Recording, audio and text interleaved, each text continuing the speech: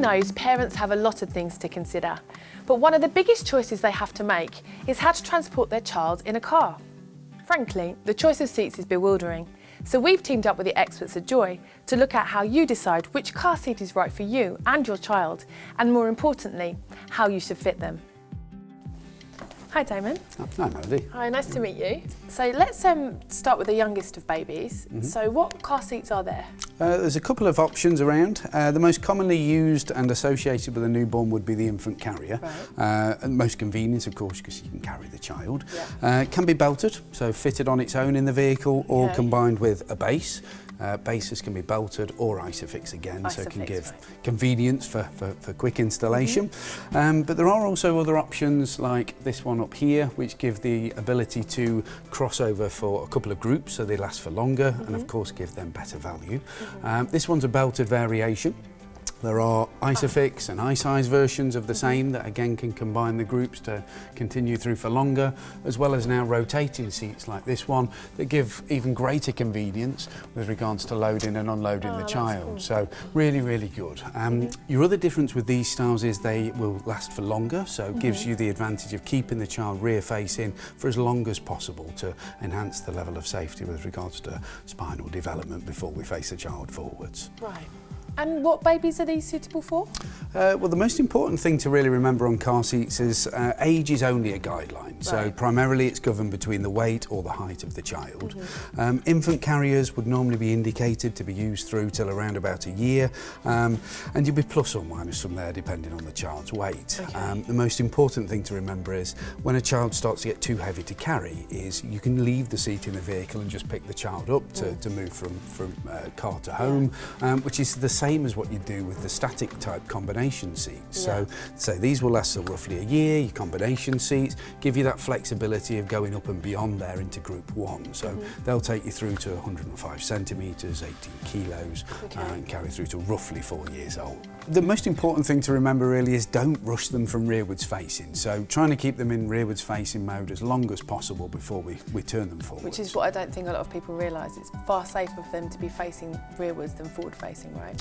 Yes, there are group 1 seats that will just face forwards from 9 kilos through to 4 years old, Isofix and belted of course, but there are also combination seats like these here, and these offer again great value, so we can go all the way from 9 kilos through into groups 2 and 3, giving that booster style seat advantage that it continues through for a great period.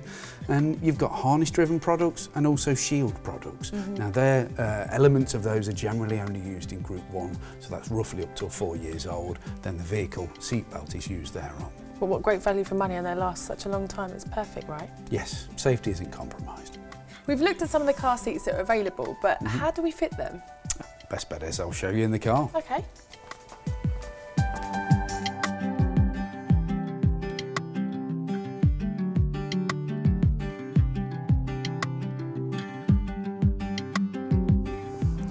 Okay, so the general things we've got to check out first is the instruction manual. That helps us understand where the belts are going, just ensuring that we've got the belts in the correct position. When we're looking at belt-driven products like this one, the most important thing is once we've got it in, is checking that it is tight enough. If it's tight enough on the lap belt section here, we know then the rest of the belt as it's fed around the back is also nice and tight. So daily routine as we load the child in, check it's still tight. We know then it's still safe for the next journey. So a good harness routine is again essential. So if we extend the harness as we get the child out, it then means we can move those out the side, making easier access to remove the child. And as we go to load them back in again, we've got plenty of room then in which to clip it together, take into account then for the different clothing and adjusting the harness tension to what they're wearing on that actual day. 2-finger check is what we're looking for the correct tension. So place 2 fingers at the top of the child's shoulder. If we can lift it, it's still too loose. If you can't get them under, it's a bit too tight. We just want to be able to wiggle slightly at the top of the shoulder. Ensures then that they're correctly fitted. Placement in the car, the central position in the rear is actually your safest place statistically because you're furthest point away from any possible collision. But of course, ease of access is normally passenger side. If we should use the front seat of the vehicle, make sure I've got the airbag turned off. I've heard that Isofix mounts are really important? If my car doesn't have them, what can I do? Okay, they're not essential. There's plenty of belted seats out there that can do the job perfectly well and really safe.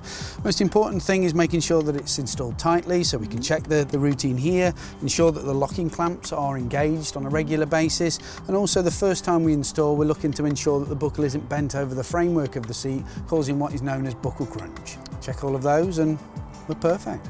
So what are the advantages of Isofix then? Well, the advantage of Isofix is ease of installation. So Isofix is just a click and go system, so very easy to understand compared to belted, where it's understanding that the belt is fitted tightly and routed correctly. So with Isofix, the indicators are the most important thing. So if it's red, it's not installed correctly. If it's green, then it's showing you good to go. So checking that all the points are correct is the most important section. Some of the Isofix seats will be installed with a load leg, making sure then that we haven't got a storage compartment underneath, and again that the indicator is green. Or seats with top tethers is making sure that we have connected them to the correct tether point in the boot or on the parcel shelf. And again, making sure that that indicator is also green. So very simple plug and play systems. So are there differences in fitting them? Yes, there are some compatibility issues, so double check with the manufacturer of the car seat. They will come with a compatibility list to help illustrate whether it fits your vehicles. So not all Isofix seats will fit all cars, so double check that or contact the vehicle/car seat manufacturer.